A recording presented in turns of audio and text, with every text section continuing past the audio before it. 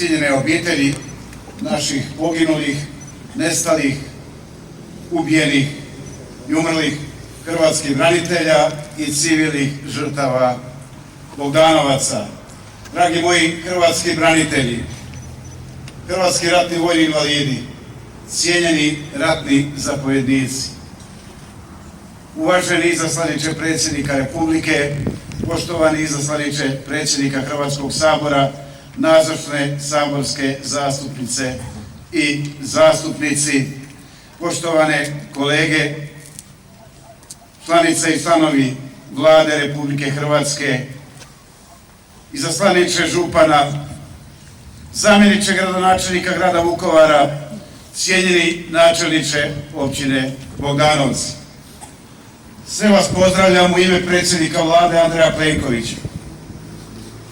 Danas, na ovaj tužan dan u Bogdanovcima, dozvolite mi, načelniče, iskazati zahvalu vama, svim hrvatskim braniteljima, svim udrugama proisteklima iz Domovinskog rata, na dostojanstvenoj komemoraciji i obilježavanju odavanja počasti našim žrtvama, hrvatskih branitelja i civilnih žrtava općine Bogdanovci.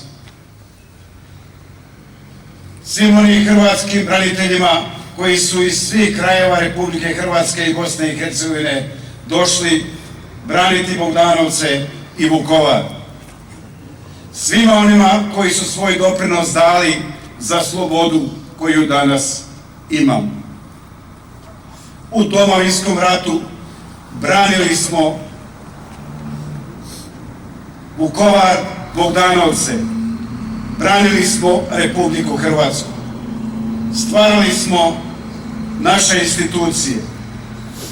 Danas imamo samostalnu, suverenu, slobodnu, snažnu i sigurnu zemlju.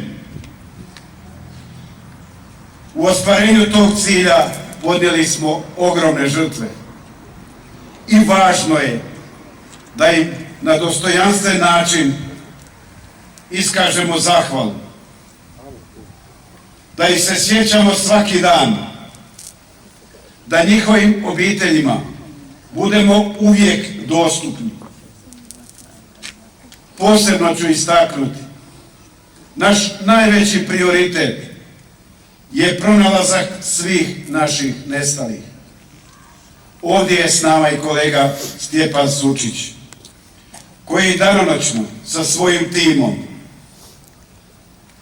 sa policijom, sa svim tijelima u Republici Hrvatskoj ulaže ogromne napore da pronađemo i posljednju nestalu osobu iz Domovinskog rata.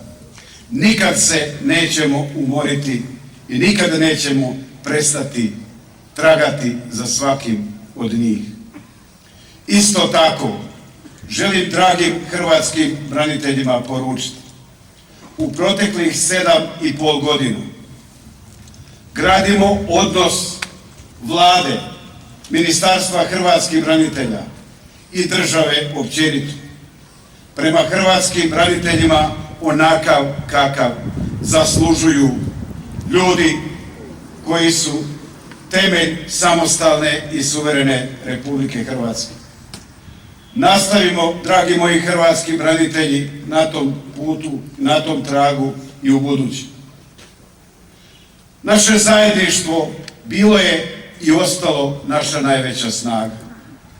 Čuvajmo to zajedništvo. Bogdanovci su u mozaiku stradanja, žrtve i važnosti u našoj novijoj povijesti, u kolektivnoj svijesti našega naroda snažno zapisani. Sav naš narod iz domovinske i iseljene Hrvatske neizmjerno je zahvalan vama, obitelji, koji ste podnijeli žrtvu, vama, hrvatski branitelji, koji ste branili Bogdanovce i Vukovar. Nastavimo i dalje ljubiti ovu svoju zemlju za koju smo podnijeli tolike živote. Nikad nemojmo prestati ulagati napore, nikad nemojmo prestati davati energiju za dobrobit Lijepe naše.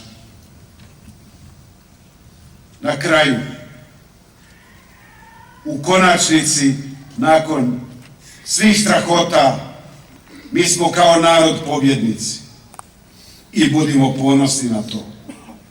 Imajmo vjeru u sebe, imajmo vjeru u svoj narod i sa optimizmom hrabro kročimo u budućnost i spremno prihvaćajmo sve izazove koji se pojave pred nama. Još jednom, hvala vam na ovoj dostojanstvenoj organizaciji ove komemoracije. Hvala vam.